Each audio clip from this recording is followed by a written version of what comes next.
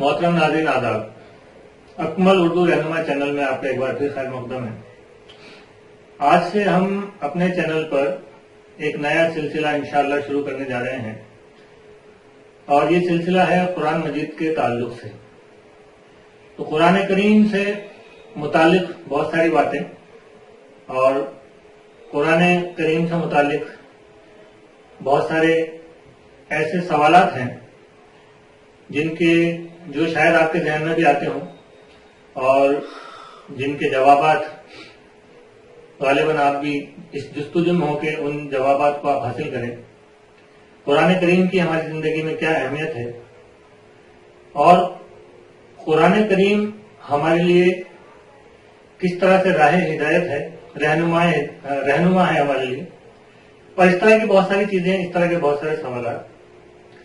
तो इस सीरीज में हम इस पर बात करेंगे, गुफ्तगू करेंगे और इन सारे सवालात के जवाब कुरान की ही रोशनी में जानने की और समझने की कोशिश। स्टूडियो में हमारे साथ मौजूद हैं जनाब हुसैन अहमद तरम मेठी साहब। आपने मुसलसल 30 साल तक, 28-30 साल तक कुरान पर मेहनत की है और कुरान से मुतालिक एक ज़ख़ीम डिक्शनरी भी आपने तरतीब दी है जिसमें कुरान में आए हुए किसी भी लफ्ज़ को हम आसानी से तलाश कर सकते हैं। उस लफ्ज़ को उसके उर्दू के क्या माने हैं उसके एतबार से जान सकते हैं और वो लफ्ज़ कुरान में कहाँ कहाँ किस सूरत में किस किस आयत में आया है उसको हम आसानी से निकाल भी सकते हैं और उसको देख सकते हैं और इसकी बुनियाद पर हम अपने मुताले को कुरान के मुताले को शुरू भी कर सकते हैं और इससे बहुत कुछ हासिल कर सकते हैं। इसके अलावा भी आपकी बहुत सारी तसानीफ हैं जो इंशाअल्लाह जल्दी मंजर आम पर आने वाली हैं। तो सबसे पहले हम खैर मकदम करते हैं जनाब हुसैन अहमद तरम मेठी साहब का। आपका हमारे स्टूडियो में बहुत खैर मकदम है। शुक्रिया। आज नाज़रीन कराम हम बात करेंगे सबसे पहले जो सबसे अहम सवाल है और जो हम सब लोगों के जहन में भी उठता है कि क्या कुरान करीम को एक आम मुसलमान के लिए भी समझ कर पढ़ना उतना ही ज़रूरी है जितना कि मदारिस में इल्म हासिल करने वाले, मदारिस में पढ़ने वाले तलबा के लिए, उलमाए कराम के लिए ज़रूरी है, या एक आम आदमी को कुरान करीम जो है वो समझ कर नहीं पढ़ना चाहिए बल्कि सिर्फ उसकी तिलावत उसके लिए काफ़ी है। तो आइए शुरू करते हैं सवाल जवाब का सिलसिला और जानते हैं जनाब हुसैन अहमद तरम मेठी साहब से कि इस ज़िम्न में कुरान की रोशनी में कुरान हमें क्या बताता है। सर, सबसे पहले मैं आपसे ये जानना चाहता हूँ कि क्या कुरान समझना हर शख्स के लिए आसान है? क्योंकि उमूमन ये कह दिया जाता है कि कुरान को समझने के लिए 80 उलूम जानना ज़रूरी है, 100 उलूम जानना ज़रूरी है। एक आम इंसान जो है वो कुरान को नहीं समझ सकता, ये उलमाए कराम का काम है, ये बहुत मुश्किल है। तो क्या कुरान इस बारे में क्या कहता है और क्या कुरान जो है वो हर शख्स के लिए जानना आसान है? आम तौर से माशरे में वाकई ये बात मशहूर है जो आपने कही कि कुरान को हर शख्स नहीं समझ सकता। ये बात सही नहीं है क्योंकि कुरान नाजिल करने वाले ने सूरह कमर में 4 जगह ये फरमाया वलक़द यस्सरनल कुरान लिज़्ज़िक्र फ़हल मिन मुद्दकिर। आयत नंबर 17, आयत नंबर 32, आयत नंबर 22 और आयत नंबर 40। 4 आयतों में 4 जगह अल्लाह ताला ने ये बात फरमाई लिज़्ज़िक्र फ़हल मिन मुद्दकिर। तो जाहिर है कि जब नाजिल फरमाने वाला ये कह रहा है कि कुरान आसान है और लक़द से जब कोई बात शुरू होती है अरबी में तो एक तहक़ीक़ शुदा होती है, यानी उसकी तहक़ीक़ की ज़रूरत नहीं बल्कि वो तहक़ीक़ शुदा है, बिल्कुल मानने के काबिल है। लक़द और यस्सरनल कुरान, कुरान को हमने आसान किया। नाजिल करने वाला कह रहा है कुरान को हमने आसान किया। लिज़्ज़िक्र, नसीहत के लिए। फ़हल में मुद्दकिर, चैलेंज है, क्या कोई इस नसीहत को कबूल करने वाला है? क्या कोई दिल से इस नसीहत को कबूल करने वाला है? तो अगर कबूल करने वाला है तो जाहिर है کہ وہ ارادہ کرے گا قرآن کو سمجھ کر پڑھنے کا، لیکن یہ اس کے لیے محنت کرے گا، اس کے لیے کوشش کرے گا. تو اس لیے ضروری ہے کہ ہم یہ سمجھیں کہ قرآن مشکل نہیں، آسان ہے، ہر شخص سمجھ سکتا ہے. اب ہر شخص کا مطلب یہ ہے کہ وہ ارادہ تو کرے گا، کوشش بھی کرے گا، علم حاصل کرے گا، تو ظاہر ہے کہ پھر اللہ کی مدد آئے گی. لیکن جیسے یہ سورہ قمر کی آیت کہہ رہی ہے کہ نصیحت کے لیے آسان ہے، اس سے کیا مراد ہے؟ صرف نصیحت کے لیے آسان ہونا؟ بات یہ ہے کہ قرآن میں اللہ تعالیٰ نے 5 جگہ یہ فرمایا ہے وَلَقَدْ صَرَّفْنَا فِي هَذَا الْقُرْآنِ، ہم نے اس قرآن میں پھیر پھیر کر باتوں کو سمجھایا ہے.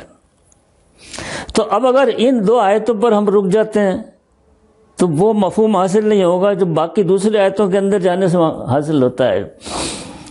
تو دو جگہ اللہ تعالیٰ نے قرآن میں فرمایا، سورہ مریم آیت نمبر 97 اور سورہ دخان آیت نمبر 58، فَإِنَّمَا يَسَّرْنَاهُ بِلِسَانِكَ، انما، بے شک، انا اور انما دو ایسے لفظ ہیں عربی میں جو بلا شک کوئی بات ہوتی ہے اس کے لیے بیان کیے جاتے ہیں. تو انما اس میں کوئی شک نہیں، فَإِنَّمَا يَسَّرْنَاهُ بِلِسَانِكَ، ہم نے اے رسول تمہاری زبان میں اس قرآن کو آسان کر دیا. اب ظاہر ہے کہ رسول کی زبان تو عربی تھی، تو عربی میں قرآن آسان کر دیا گیا ہے.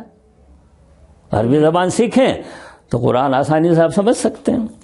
یہ ایک مرحلہ پھر سامنے آئے گا نا کہ رسول کے لیے تو آسان اس لیے تھا کیونکہ عربی زبان اور وہ عربی جاننے والے لوگ تھے. اب جو جیسے ہندوستان میں لوگ رہ رہے ہیں، دنیا کے دوسرے خطوں میں جو لوگ رہتے ہیں وہ عربی نہیں جانتے، تو ان کے لیے تو ایک مسئلہ. تو عربی زبان نہیں جانتے تو آج کل اللہ نے حجت پوری کرنے کے لیے دنیا کے تقریباً ہر زبان میں قرآن کے تراجم تیار کرا دیے. اللہ کی حجت ہے. قیامت کے دن کوئی یہ نہیں کہہ سکتا قرآن عربی زبان میں تھا، میں تو ہندی جانتا تھا، میں تو اردو جانتا تھا، میں تو عربی نہیں جانتا تھا. تو اب ترجمے کے ذریعے سے وہ آسان ہے اس کے لیے، ترجمہ پڑھیں. جس زبان کو وہ بولتا ہے اس زبان میں اردو زبان جانتا ہے تو اردو زبان میں ترجمہ دیکھے، ہندی میں ہندی ترجمہ دیکھے، انگریزی میں، بھائی کسی بھی زبان میں قرآن کا ترجمہ موجود ہے. اب سمجھنے اور کوشش کرنے کی ضرورت ہے. بس تو قرآن کے لیے جیسا عموماً یہ کہا جاتا ہے کہ حدیث میں بھی آتا ہے کہ اللہ کے رسول نے فرمایا الف لام میم 10 نیکیاں مل جاتی ہیں. اور مطلب یہ اس طرح کے حدیث جو ہیں یہ تو اس بات کی طرف اشارہ کرتے ہیں کہ قرآن کی صرف تلاوت کر لینا اور اس کو سمجھ کر نہ پڑھنا یہ بھی مسلمانوں کے لیے کافی. ہاں، دراصل کیا ہے، اس حدیث سے بڑی غلط فہمی پیدا ہوئی. اس کا مفہوم سمجھنے کے لیے سمجھنے میں لوگوں نے غلطی کی ہے. حدیث تو یہ کہتی ہے کہ قرآن اتنا عظیم ہے کہ اس کا ایک لفظ پڑھنے سے 10 نیکیوں کا ثواب مرتب ہو جاتا ہے. قرآن کی عظمت بیان کرنے کے لیے یہ حدیث بیان کی گئی. اس سے یہ مفہوم تو نہیں نکلتا قرآن کو سمجھ کر نہ پڑھا جائے یا قرآن کو سمجھا نہ جائے، ایک بات. دوسری یہ کہ عہد صحابہ میں قرآن مرتب شکل میں نہیں تھا جس طرح آج ہمارے پاس ہے الحمدللہ، مختلف چیزوں پر لکھا ہوا تھا. تو وہ تلاوت، وہ پڑھتے کہاں تھے اس قرآن کو؟ وہ تو عمل کی طرف راغب تھے. ادھر آیت نازل ہوئی، اللہ کے رسول نے آیت سنائی، اس کو سمجھ گئے، عربی زبان میں تھی، ان کی زبان عربی تھی، اور انہوں نے جو ایک دم اس پر عمل کیا. ہجرت کرنا، جہاد کرنا اور دوسرے تمام اعمال صالحہ انجام دینے میں وہ لگ گئے. جیسے حکم نازل ہوا اس کو انہوں نے فوراً. ہاں، تو اب وہ نیکیاں انہوں نے قرآن پڑھنے سے کہاں کمائی؟ عمل کرنے سے، عمل سے کمائی. آج کل قرآن مسلم معاشرے میں کتنا پڑھا جاتا ہے، لیکن مسلمانوں کا کردار آپ دیکھ لیجئے، برائیوں میں، بدی کی طرف، آخرت سے غفلت، کھوئے ہوئے ہیں موبائل میں اور اس میں دنیا بھر کی چیزوں میں، اور غفلت طاری ہے. تو اب پڑھنے سے کیا فائدہ ہو رہا ہے؟ ہاں، پڑھ کر اگر سمجھیں گے تو فائدہ ہوگا، عمل کریں گے اس پر. تو جو لفظ تلاوت کا استعمال کیا جاتا ہے اس کے معنی کیا صرف ایسے ہی مطلب بغیر سمجھے سوچے سمجھے پڑھنے کے ہیں؟ جیسے اخبار بھی، جیسی ادنا سی چیز ہے، اخبار بھی ہم پڑھتے ہیں، تو اخبار بھی بغیر سوچے، دنیا کی کوئی کتاب یا کوئی کاغذ کا ٹکڑا بھی ہم پڑھتے ہیں، خط بھی پڑھتے ہیں، تو بغیر سمجھے تو نہیں پڑھتے ہیں اس کو. پڑھنے میں غالباً جہاں تک میں سمجھتا ہوں پڑھنے میں سمجھنا تو شامل ہی ہے. تو لفظ تلاوت جو آیا ہے کیا یہ ایسا پڑھنا ہے کہ جس کو بغیر سمجھے پڑھنا ہے؟ اس میں دراصل کیا ہے، تلاوت کے مفہوم کو سمجھنے میں بڑی غلطی کی مسلمانوں نے۔ آپ لغت عرب دیکھیں تو تلاوت کے معنی ہیں تلاوتن، اس کے معنی ہیں آسمانی کتابوں کی پیروی کرنا۔ اب پیروی کب ہوگی؟ جب اس کو سمجھیں گے۔ بغیر سمجھے آپ کیسے پیروی کر سکتے ہیں؟ ایک آدمی یہ نہیں جانتا کہ زنا کرنا جو ہے وہ غلط ہے، قرآن سے ثابت ہے، اب وہ اس کو سمجھتا نہیں تو پیروی کیسے کر لے؟ وَلَا تَقْرَبُوا الزِّنَا، زنا کے قریب بھی مت جاؤ۔ اس نے پڑھ لیا لیکن اب اس کو سمجھ نہیں رہا ہے مفہوم کو، تو وہ کس طرح سے پیروی کرے گا؟ تو اس کو سمجھے گا تب اس کی پیروی ہوگی۔ یعنی تلاوت جو ہے لفظ مخصوص ہے آسمانی کتابوں کی پیروی کے لیے۔ یہ تو ایک قدم اور آگے کی بات ہو گئی۔ ہاں اچھا، آپ آسمانی کتابوں کی پیروی کب ہوگی؟ جب آپ اس کو سمجھیں گے۔ جب سمجھیں گے نہیں تو پیروی نہیں ہو سکتی۔ تو اسی لیے تلاوت کا مفہوم ہے سوچ سمجھ کر پڑھنا۔ مثال کے لیے میں ایک اخبار پڑھ رہا ہوں، کوئی مجھ سے پوچھتا ہے صاحب آپ کیا کر رہے ہیں؟ میں کہوں گا اخبار پڑھ رہا ہوں۔ میں یہ نہیں کہوں گا میں اخبار کی تلاوت کر رہا ہوں، کہہ نہیں سکتا میں۔ لیکن جب میں قرآن کریم کی تلاوت کر رہا ہوں بیٹھا ہوا، تو وہ پوچھو آپ کیا کر رہے ہیں؟ میں قرآن کی تلاوت کر رہا ہوں۔ تو اب اگر میں اس کو سمجھ کر نہیں پڑھ رہا تو میں تلاوت نہیں کر رہا ہوں بلکہ پڑھ رہا ہوں، کیونکہ پڑھنے کے لیے قرأتن لفظ آیا ہے، تلاوت تو نہیں آیا تھا۔ تلاوت تو سوچ سمجھ کر پڑھنا ہے۔ اچھا، صحابہ کرام تلاوت کرتے تھے، ہم اس کو پڑھ رہے ہیں، تلاوت نہیں کر رہے ہیں۔ اگر ہم سوچ سمجھ کر نہیں پڑھیں گے تو تلاوت ہے ہی نہیں۔ وہ قرآن اگر کوئی آدمی سمجھنا چاہتا ہے تو کیا یہ ضروری ہے کہ وہ کسی مدرسے میں داخلہ لے؟ کیونکہ عموماً ہر شخص کے لیے یہ ممکن نہیں ہو پاتا کہ وہ مدرسے میں داخلہ لے۔ جیسے جو نئی جنریشن ہے، یوتھ ہے، وہ کالجز میں پڑھ رہی ہے، اسکولس میں پڑھ رہی ہے، وہ بھی قرآن کو سمجھنا چاہتی ہے۔ تو وہ اگر قرآن کو سمجھنے کے لیے کنڈیشن لگائی جائے کہ مدرسے میں داخلہ لینا بہت ضروری ہے، اس کے بغیر نہیں سمجھا جا سکتا، تو یہ تو ممکن نہیں ہے۔ تو کیا یہ ضروری ہے کہ وہ مدرسے میں داخلہ لے گا آدمی تبھی قرآن کو سمجھ پائے گا؟ نہیں، دراصل کیا ہے، یہ سمجھنے کا پھر ہے، یہ کوئی ضروری نہیں ہے۔ پھر ایک بات یہ ہے کہ مدارس میں تقریباً 25% انسان ہی داخلہ لے سکتے ہیں، سب کے لیے داخلہ ممکن نہیں۔ تو 75% کا کیا ہوگا؟ کیا وہ بھٹکتے رہیں؟ بڑا سوال ہے، صحیح بات۔ تو ان کے لیے تو ہدایت ہے۔ اللہ نے فرمایا ہدی للناس، قرآن کے لیے کہ لوگوں کے لیے ہدایت ہے۔ اب لوگوں میں سب آ گئے، ہندو، مسلمان، عیسائی، سکھ، وہ تو ایڈمیشن نہیں لے رہے مدرسے میں، تو وہ کیا کریں گے؟ تو ان کے لیے جو ہے ذاتی طور سے مطالعہ کریں۔ 100% مسلمان بھی نہیں لے سکتے۔ ہاں، مسلمان ہی نہیں، 25% ہے، 75% مسلمان بھی داخلہ نہیں لے رہے۔ تو ان کے لیے کیا کریں؟ ان کے لیے بھی ضروری ہے کہ ایسا ماحول بنایا جائے کہ وہ قرآن کا مطالعہ کریں۔ لیکن بہت سے علماء کرام یا بہت سے لوگ کہتے ہیں کہ ذاتی طور پر آپ اگر قرآن کا مطالعہ کریں گے تو آپ بھٹک جائیں گے۔ یہ غلط عقیدہ، یہ خود ایک گمراہ کن بات ہے۔ کیا قرآن وضاحت کرتا ہے اس میں؟ اس کی وجہ کیا ہے کہ دیکھیے، اللہ کا فضل جو ہے وہ سب کے لیے عام ہے۔ ان الفضل بید اللہ، اللہ کا فضل جو ہے وہ اللہ کے ہاتھ میں، وہ جس کو چاہے فضل سے نواز سکتا ہے، اس میں کوئی تخصیص نہیں ہے۔ ہاں، اس سے مدد طلب کریں اور محنت کریں، اور قرآن کا مطالعہ کرنے کے لیے جو علوم ہے ان کا مطالعہ کریں، اور مشکل مقامات ہیں ان سے علماء سے رجوع کر سکتے ہیں، کوئی ایسی بات نہیں ہے۔ حدیث میں آتا ہے کہ علماء جو ہے وہ انبیاء کے وارث ہیں، اور قرآن میں اللہ تعالیٰ نے فرمایا کہ عالم لوگ ہی اللہ سے ڈرتے ہیں۔ اب جو عالم لوگ اللہ سے نہیں ڈر رہے تو وہ عالم نہیں ہیں، وہ تو جاہل ہیں۔ علماء کو تو یہ اللہ تعالیٰ نے خصوصیت فرمائی ہے کہ وہ ڈرتے ہیں، انما العلماء خاشعون، ڈرنے والے علماء ہیں اللہ سے۔ اور اللہ کے رسول نے فرمایا علماء انبیاء کے وارث ہیں، تو ان سے پوچھیں آپ۔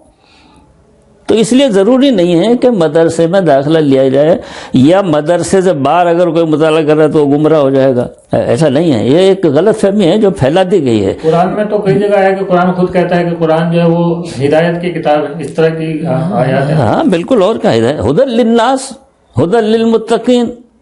ہدی للمتقین تو وہ بالکل بہت ہی اللہ تعالیٰ سے جو ہے وہ تقوی اختیار کرتے ہوئے زندگی گزارنے کے لیے تو بہت اہمیت ہے۔ لیکن للناس کا مطلب یہ ہے کہ آپ مطالعہ کریں گے تو پھر آپ کو ہدایت ملے گی، قرآن گمراہ کرنے والی کتاب تھوڑی ہے. یہ بات تو کہنا بھی ہاں یہ گمراہی کی بات ہے. اور یہ علم کو محدود کر دینا. مدارس کے اندر کے مدرسے میں رہیں گے تو سیکھیں گے, مدرسے باہر رہیں گے گمراہ ہو جائیں گے, تو پھر باہر کا آدمی جو ہے وہ سیکھنے کی کوشش ہی نہیں کرتا ہے. تو علم کو تو ہمیں پھیلانا ہے. تو اب جو لوگ باہر کوشش کر رہے ہیں ان کی مخالفت نہیں کرنی چاہیے, ان کی جو ہے رہنمائی کرنی چاہیے, ان کو راستہ دکھانا چاہیے. لیکن بہت سارے ایسے لوگ گزرے ہیں جیسے ڈاکٹر ذاکر نائک حال میں بہت مقبول ہوئے تھے, یا مولانا مودودی نے بہت کام کیا, جماعت اسلامی کے بانی بھی ہیں. تو وہ کیونکہ کسی مدرسے سے فارغ نہیں تھے, کسی دارالعلوم سے فارغ نہیں تھے, تو ان کو لوگ کہتے ہیں نہیں یہ لوگ کیا مخالفت کرتے ہیں. یہ جو ہے مین مائنڈ ہونے کی بات ہے, تنگ نظری. قرآن ہمیں وسیع النظری سکھاتا ہے. اب دیکھیے اللہ تعالیٰ کتنا طاقتور ہے, لیکن وہ کہتا ہے یتیموں کا خیال رکھو, مسکینوں کا خیال رکھو, بیواؤں کا خیال رکھو, غریبوں کا خیال رکھو, رشتہ داروں کا. کتنا وسیع النظر اللہ تعالیٰ کی وسیع النظری ہے. اور ہم تنگ نظر ہو گئے, ہم بھی کہتے ہیں نہیں صاحب بس اپنے فرقے کی بات مان لو اور باقی تو وہ غلط ہے.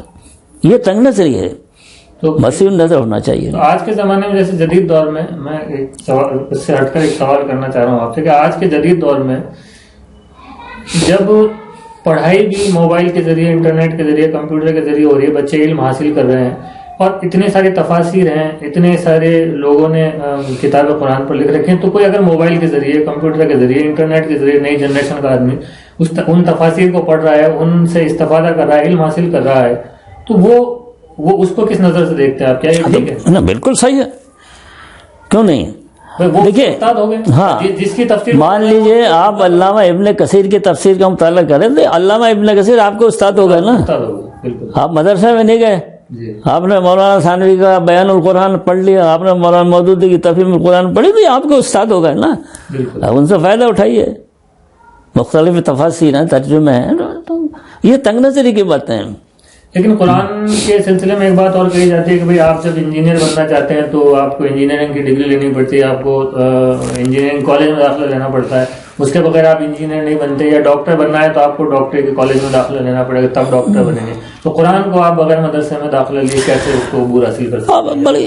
یہ دیکھیں کتنی سوچ کی غلطی ہے, فکر کی غلطی ہے. غور و فکر نہیں کیا. قرآن تو ہمیں تدبر کر کہتا ہے افلا یتدبرون القرآن, کیا تم نے قرآن میں غور نہیں کیا؟